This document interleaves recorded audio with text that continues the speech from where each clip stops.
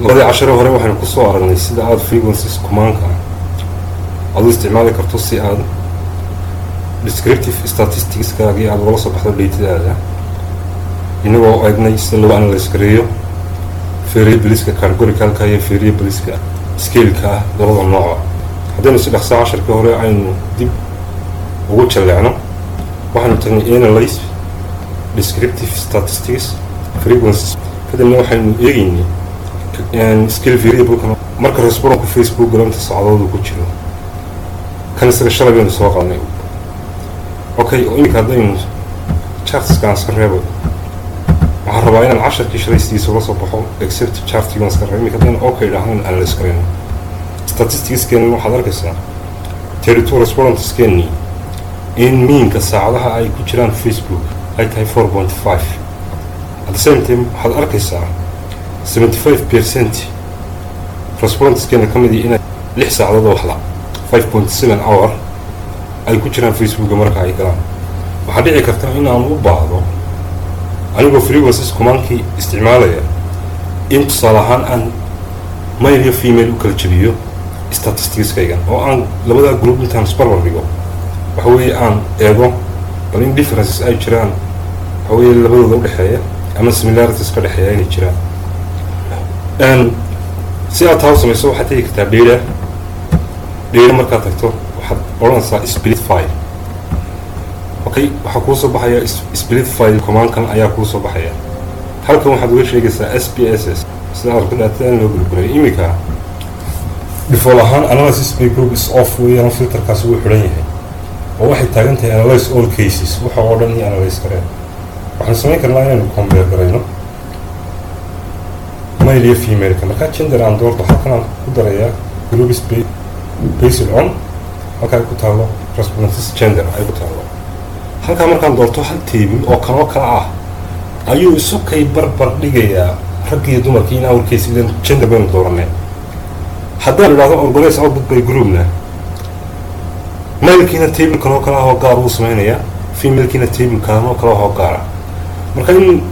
laba gaaro aynu la soo baxno uma baahnin iminka waxaan u baahanay inaynu isbarbar dhigno si aynu u eegno bal similarities ay jiraan ama differences u jiro. markaan intaa idhaahdo okay baad leedahay halkaa waad arkaysaa outputkayga waxaad arkaysaa in fileka daatada loo organize garayn doono by gender. again haddaynu ku noqono analyskii descriptive statisticskii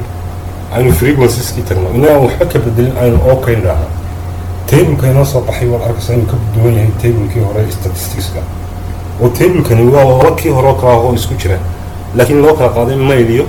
iyo female loo kala qaaday. waxaad arkaysaa in meanka celcelis ahaan raggu ay 5 saacadood oo waxla ay ku jiraan markay Facebooka galaan halka ay dumarku ay 4 saacadood iyo badh waxla ay ku jiraan marka ay Facebooka galaan. tusaale ahaan oo kale 75% ragga ka mid 6 saacadood oo buuraa ayay Facebooka ku jiraan marka ay galaan halka 75% dumar ka mid 5 saacadood iyo badh ay ku jiraan Facebooka marka ay galaan. waxay inoo saamaxday inaynu split file aanu isticmaalnaa inaynu daatadeennii u group garayn karno by gender at the same time aynu u group garayn karno sida aynu rabno. again markaad eegto imika valueskeenan waxaad arkaysaa in minimumku uu 0 yahay maximumkuna uu 8 hour yahay. 8 hourkaas waa outlier waynu ka hadli doonaa outlieriska kanna inuu 0 yahay minimumka. halkan waxaa ku jira kuwii yidhi Facebook ma isticmaalno dee iyagu 0 hour bay ku adana qofku Facebook isticmaalinba dee in tiro saacadaha uu isticmaalaa ma jirto ilaa Facebook mooga isticmaaleen. again waxaynu u baahan karnaa in aynu kuwa 0ga iska reebno oo aynu doonno inaynu analysis ku samayno inta Facebooka isticmaasho oo qura. si aynu taa u samayno waxaynu tegaynaa data waxaan leenahay select cases halkan waxaan doonaynaa if conditionka inaynu isticmaalno waxaynu rabnaa haddii respondentku Facebooka uu isticmaalo oo qura in laynoo analyse gareeyo. marka waxaan leenahay Facebook usage equal maadaama aan stringa qorayo waxaan u baahanahay labada quotation kuwii yes yidhi waxaan leenahay waxaad noo doortaa waad noo analyse garaysaa kuwa yes yidhi oo qura continue baan leenahay. okay halkan waad aragtaa Facebook usage equal yes okay baad leedahay intaynaan waxba analyse garayn. haddaad ku noqoto dheetadeenii halkan waxaad aragtaa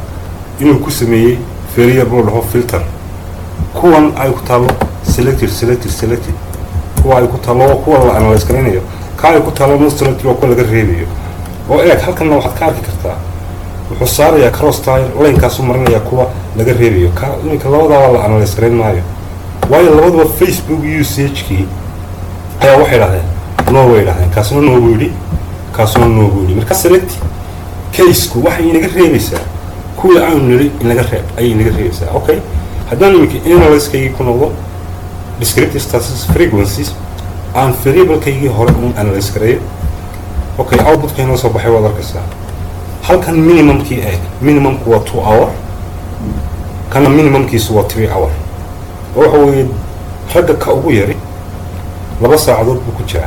كأبو ساعات هيري ثم كأبو ساعات هيرنا 6 ساعات بكتشة كان minimum كي ديدا وهو 3 hour هل كان نحن نستقر هيرنا كويان فيسبوك باستعمالين لبدا وحوي فيتشر سبليت فايل كا يسلكت كيسز كإمبورتنس يقول واتاس لكن ما حلوقاتها وين اوف كريسا هذا دون سب ديتادي هنا وحوي دمانتد اناليز كريسو وإيميك مركا عن دوني هنا ديتادي دمانتد اناليز كريو ديري ما نكون نغنيا سلكت كيسز كما نكون نغنيا ريسيت نغنيا اوكي ما نكون نغنيا سلاس لمدان ديري نتيجيا سبليت فايل كمان تجيه reset بنلاقي اوكي بنغلق